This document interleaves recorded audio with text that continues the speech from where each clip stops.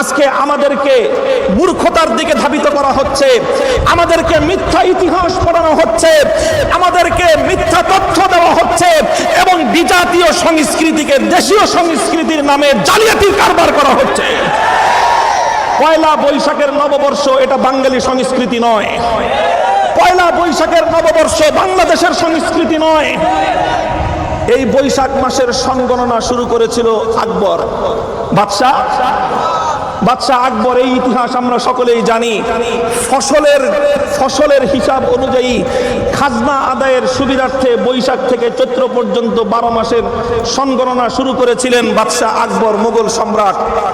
বাদশাহ আকবর বাংলাদেশের কোনো শাসক ছিলেন না। বাদশাহ আকবর শুধু কলকাতারও শাসক ছিলেন না। বাদশাহ আকবর শুধুমাত্র বঙ্গ অঞ্চলের শাসক ছিলেন না। বাদশাহ আকবর দিল্লির শাসক ছিলেন।